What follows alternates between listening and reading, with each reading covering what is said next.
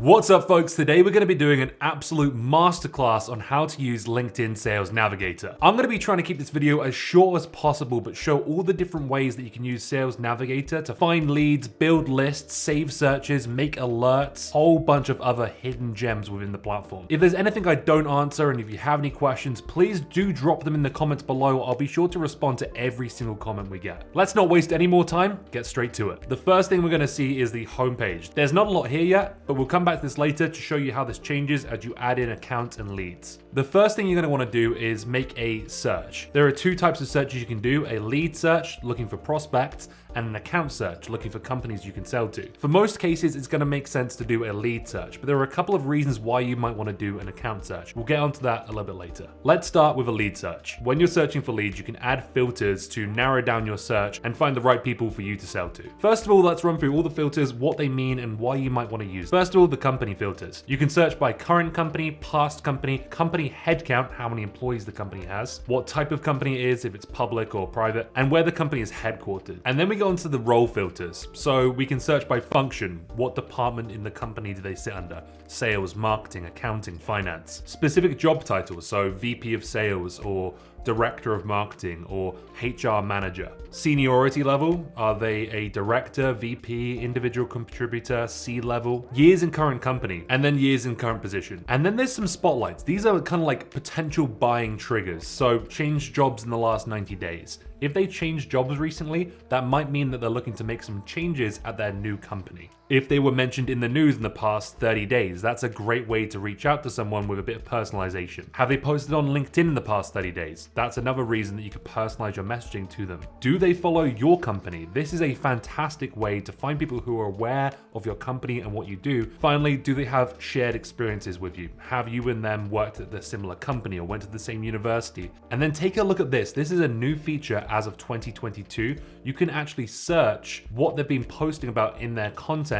So if you only want to speak to people who frequently talk about sales and marketing alignment or employee turnover, you can actually then search those keywords, and that will give you a full list of people who are talking about those topics. On the right here, we've got personal, so connection, are they connected to you? And then connections of, and this is something that you can be really, really cheeky with. So number one, you could put in one of your customers in here and go through all of their connections and prospect those folks and say, hey, we work with this person that I saw you're connected with. I thought it might make sense for us to chat too. Or you could even ask that customer and say, hey, I spotted you're connected with this list of 10 people. Would you be willing to make introductions for me? However, the cheekiest way to use this feature by far is connect with reps and sales leaders who work at your competition. Add them into this filter and you'll only see people that they're connected with. Those people might be potential prospects, past prospects, or even current customers of your competitors. If you know that your competitor is lacking in a certain area, maybe a feature, or they've been in the news for bad press recently, well then that's a great reason to then reach out to all the people they're connected with. Maybe you don't say, hey, I know that you're connected with this person, yada, yada, yada, but you could highlight what you do better than them. So, hey, a lot of people are telling me that this thing is really important, the thing that you know your competitor doesn't do. We offer this to solve that.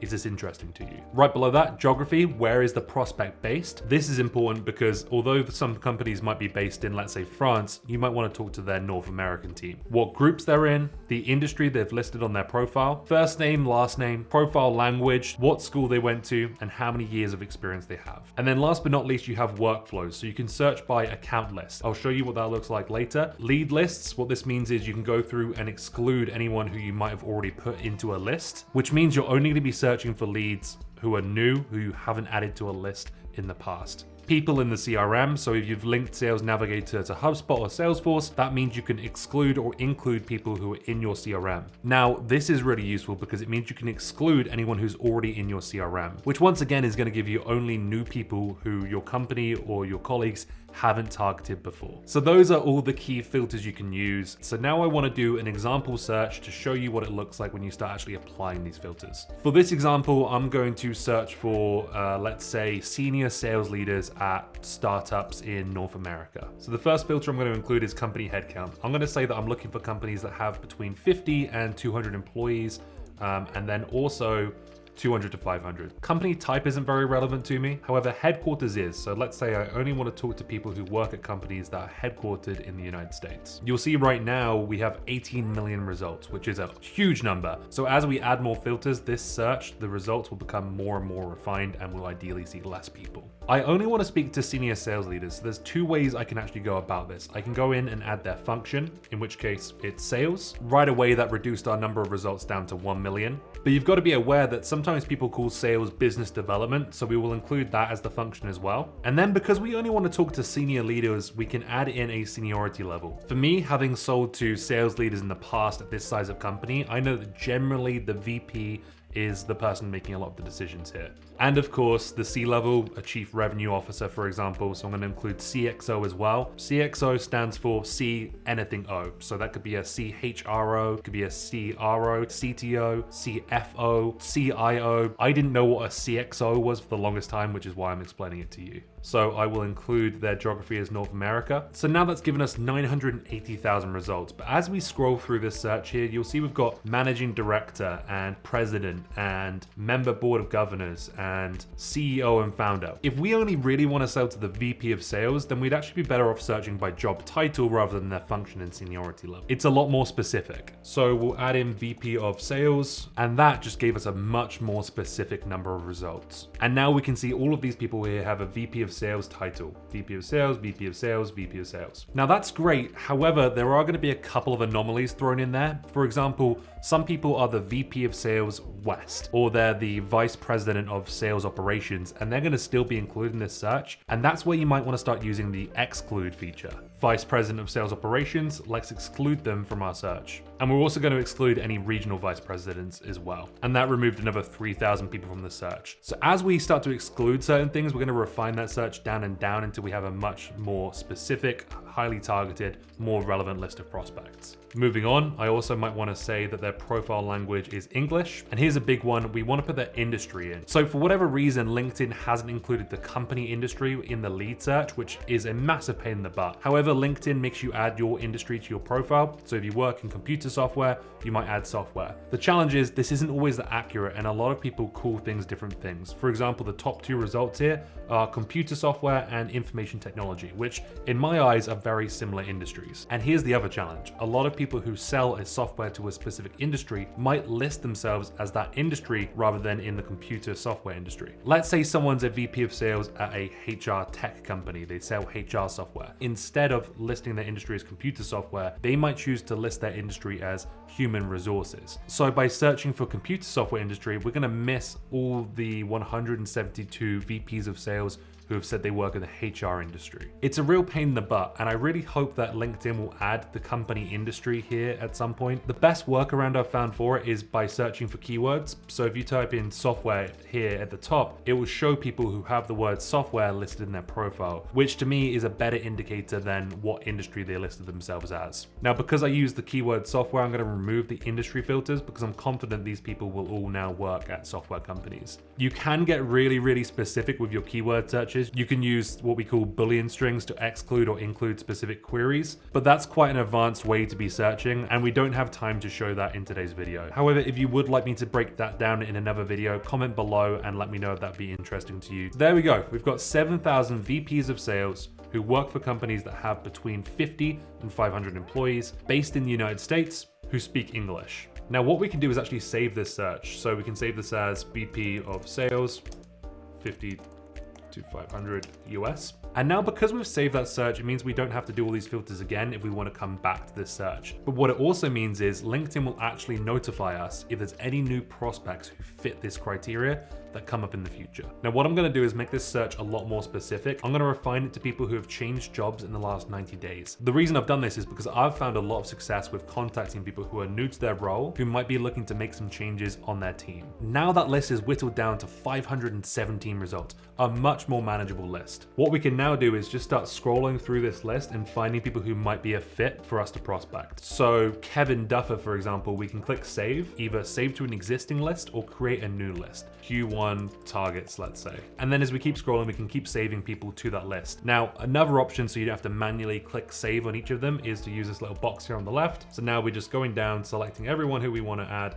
There we go, we've got 5 new people, and then we can save them to the list using this button at the top here and add them to my Q1 targets. Or another option is to click this box at the top here, and that will select everyone on this page. It's a maximum of 25 people at a time before you have to go to the next page. Once we're happy with the list that we've built, we can jump across the lead list at the top here, go to that list, Q1 targets. So now you've built a lead list. What can you do with these folks now they're in the list? What I'd personally opt to do is use a third-party tool, a contact database tool like LeadIQ, ZoomInfo, Seamless, whatever your company uses to pull these people from LinkedIn, this list, and put their contact details into your CRM, Salesforce, HubSpot, whatever that may be, or your sales engagement platform like an Outreach or a Sales Loft, so that you can begin targeting them with messaging, email, cold calls, whatever it may be. Now, what I think LinkedIn wants you to do is send InMails to these people. However, I myself have had very little luck using InMails. Sales Navigator plan, I think, comes with like 50 InMails a month, which isn't that many anyway. Even then, I've not heard of many people having success with sending them. With that said, if someone is watching this who has seen some success from InMails, then please do let me know. I'd love to hear some success stories. Another option that I would opt to do myself is, if I'm not already connected with them, I would send them a connection request. And then only once they've chosen to connect with me will I use any kind of LinkedIn messages to try and get their attention. Typically, I'll be liking and commenting on their posts as well if they are someone who's active on LinkedIn.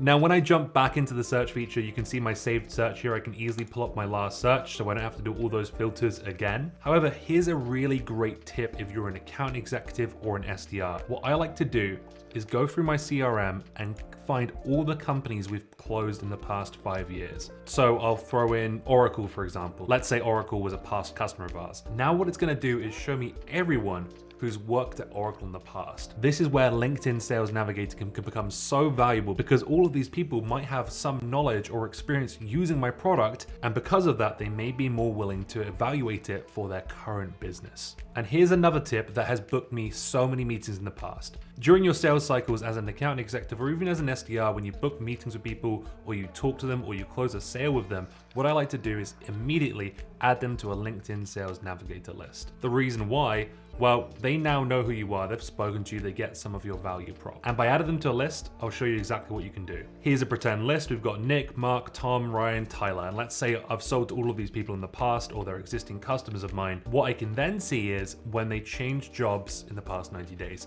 So if Mark or Tom just got a new job and they've been my customer or my prospect in the past, well, guess what? These people already know who I am. They're already connected with me. Now that they've started new companies, they might be willing to evaluate my solution for their team again. So go into Sales Navigator, add all of your current customers and all of your people that you've spoken to in the past into a list, and then once a week, just come in and check who started a new role. Message them, say congratulations on the new role. And then 30 days after that, once they've got some time to settle in, they're onboarded, and they're starting to see all the problems in their new organization, that's when you can message them and say, hey, has your team got anything set up like what you were using at your previous company, us? And I can't tell you the amount of times where they say, no, we don't have anything in this company. We need to get that tool, your tool, in place here as well. And not only in those lists can you see who changed jobs recently, but you can also see who's posted in the past 30 days and who follows your company on LinkedIn, which once again is a big indicator that that lead might be warmer than otherwise. All right, so that's how you can do a lead search on Sales Navigator, save the search,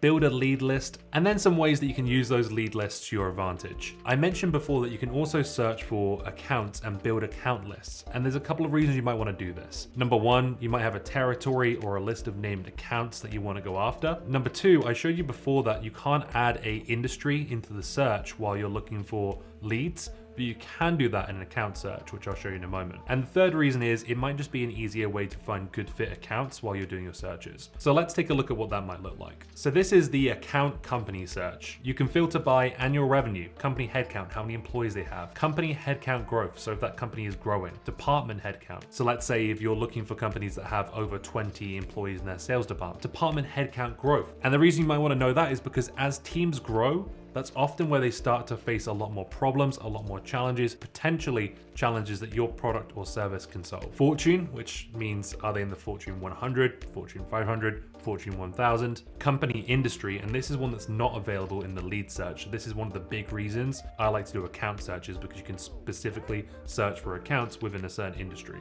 Number of followers, and check this out, the technologies they use. This can be huge, because your product might not integrate well with Salesforce, but it might integrate really well with HubSpot. So by searching for companies that you know are HubSpot users, you're gonna find better fit prospects. And then spotlights, job opportunities, so you can look for companies that are specifically hiring, and also recent activities, so you can see if they've been funded in the past 12 months, if they've had major senior leadership changes in the past 3 months. Both of those are good reasons to start reaching out to an account because they might suggest that there are going to be other changes in that company. And then finally, workflow. So you can remove companies that are already in your CRM if you're looking for exclusively new companies and accounts. Okay, so let's do a quick example account search to show you how that works and how you can build an account list. Let's say we're looking for companies that have over 500 employees. So we've included 500 to 1,000, 1,000 to 5,000, 5,000 to 10,000, and 10,000 plus. For this search, let's only look for companies that are based in Canada. And let's refine this further. We want to look for companies that have an accounting department with over 10 employees, let's say. And here we go. We've got 12 companies based in Canada with over 500 employees that are in the marketing and advertising industry with an accounting department that has more than 10 employees. We can select all of these companies and save them to a new list. So now that we've got those 12 accounts added to an account list here, we can do a couple of things. It will tell us when one of those accounts has a senior leadership change. And then when we go into the account itself, we can see all kinds of details about it. So number one, we can get some insights on the company, if it's been growing, how many employees it has, the distribution of its headcount, so which departments are the biggest, how much they've been hiring, similar accounts that people also looked at here at the bottom, which is a great place to look for competitors and other companies that you can target, as well as new alerts for that account, for example, when they post or when they make a new senior hire. We also get access to this account map, which LinkedIn builds for you based on who your ideal customer is, and it will recommend people who are similar to folks who you've targeted in the past for you to go after. So generally tier 1 is going to be your decision makers, tier 2 might be more champions, and then tier 3 might be influencers in your potential deals. And what you can do is sort through people in the account and add them to that map. So now we've added Saria in here. We can make Saria a tier 2 in the account map. So if you're working with key accounts or you're really targeting accounts, this account map can be huge to get a lay of the land and understand who's who. Plus, now that we've got some saved accounts, we can actually go back to our lead search, and then we can search for only leads who are within the saved accounts that we just found. So in this case, I'll add a filter for VP of Sales, and it will show me the 18 VP of Sales that work at those 12 marketing agencies based in Canada from their account list that we just made. And now that we've saved some accounts and some leads, whenever we log back into Sales Navigator here, it's gonna give us alerts for when those people change jobs, when there are major announcements, when those people post, or when those companies post, which allows you to stay on top of all the alerts of those accounts and potentially gives you new reasons to reach out to them. So hopefully that gives you a really good overview of how you can search for leads, make lead lists, save leads, look for accounts, save accounts, and get updates on those accounts, as well as building an account map. There are a couple of other things that I'd like to show you within Sales Navigator which can be helpful as a seller. The first thing is smart links, and this is something that's only available to people on the Teams version of Sales Navigator, so those who are using the individual plan won't have access to smart links. But these are pretty cool. They're a way to upload content and then you can send that to your buyers as a link. So I uploaded a PDF and I included the Vidyard website here, and I can create that smart link now, copy that link and send it to a prospect in a LinkedIn message or even an email. When they open it up, this is how it's going to look. They get access to the state of video report. They can scroll through and look at the PDF page by page. They can also see any links that I included in here as well, and this can be a really good place to collect a list of resources for your prospects that they can access. And the reason you might want to send them this as a smart link instead of, I don't know, a PDF and just a link in an email is for two reasons. Number one, this is much more organized, so they can see it all together in one place. The second reason why you might want to send something as a smart link is you get analytics. This is going to tell you who opened the link and when, and if you click into the specific view session, you can see what that person looked at. So in this case, Tanya opened the PDF report for 1 minute. And if we click on this, we can see exactly how many seconds Tanya spent on each page in the report. We can also see that Tanya then opened the website link that we sent as well. Not only could you use this to send content to cold leads, but you could send it to contacts throughout the sales cycle and use it as a place to collect all of the resources that they might need to make a decision. Sales Navigator also has a separate inbox for InMails and people that you've messaged using the platform.